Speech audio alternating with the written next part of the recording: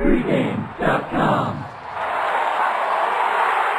Fezzik, you are giving Cleveland no shot to beat Golden State in this year's NBA Finals.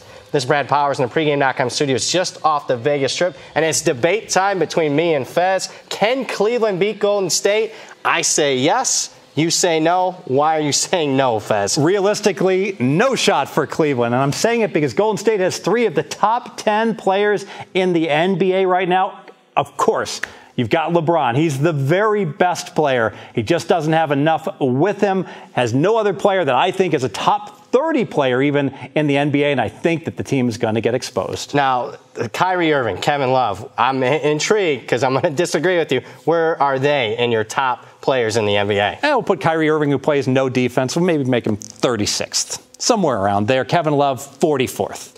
All right, here's disagreement. I think you're severely underrating Kyrie Irving, a guy that averages 25 points per game, same points per game average as Steph Curry, a guy he outplayed, by the way, in last year's finals. Oh, yeah, speaking of last year's final, a Kyrie Irving guy that hits a winning three-point shot, Game 7, all the pressure in the world, less than a minute left on the road, a guy that hits the game-winning shot against Golden State in the rematch on Christmas Day. A guy that's having the best year of his career. I think Kyrie Irving's borderline top 10 team, but I mean, how did Golden State even lose to this team last year, Fez? Well, he was playing against a Curry that was at 60% because he was injured. But if we're going to go by, clutch shots being knocked down, well, maybe let's go ahead and put John Paxson into the top 30 as well. Hey, let's put Ray Allen when he was 40 into the top 30 as well. I think if you took any good guard, you take Mike Conley, you take DeRozan, you take Lowry, any big man, you take Marc Gasol, and you put him in with LeBron, and all of a sudden, after he has this great year and all these stats, you'd be like, oh, Lowry's a top 20 player in the NBA. Yeah, if he's playing with LeBron. Well, all right, let's take Kyrie Irving and Kevin Love out of the equation. Well, that was the case 2 years ago when LeBron James, who I think you're not giving enough credit, yes, he's number 1 player in the world. I think he's by far the number 1 player in the world, and he's not given enough credit. I think his last 16 NBA playoff games is the best in the history of the NBA, and by a significant margin. He won 2 games with Matthew Dellavedova as his point guard. Surely you got to think Kyrie Irving, that you don't like, is much better than Matthew Dellavedova, a guy that they won 2 games against Golden State 2 years ago. Well, you and I are going to agree on that. I don't know if BYU is going to agree because, Matthew killed BYU consistently when they was at St. Mary's. But no, LeBron is the king. He is incredible. And, a big part of this is that the last 3 years, before LeBron went back to Cleveland, Kyrie Irving was at Cleveland, and they were horrible. And when he is not playing, this team is horrible. 4-23, not against the spread, without the king. 4-23 straight up. Now, a lot of those games, Kyrie was also sitting, but that's a fair point. And you also think revenge factor. Cleveland had it last year.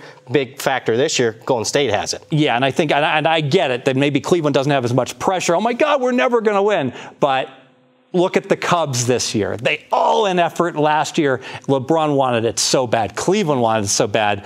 And I really think we talk about Golden State chased the record, and they didn't have as much fuel left in the tank. They have this series circled all year long. They'll be ready to go. Now, I could argue the pressure's on Golden State. Cleveland can be laid back for the first time maybe in LeBron's career, but intrigued. Second main reason why you think Cleveland has no shot. I love betting against the public. Hey, kudos to the public. They don't always lose. In these NBA playoffs, they've done well with the favorites. They've done great betting the overs. But the one thing that I've learned in my 20 years living in Las Vegas is that when you have a big public underdog, when the public loves an underdog and the pros don't like it, sometimes the pros like it as well, but when the pros like the favorite and the public likes the underdog, unless it's the New York Giants playing the New England Patriots, you want to be on the side of the pros. And I've been in poker rooms, I've been in sports books, I've never seen so many squares come up to me and say, Fez, I love Cleveland plus 220.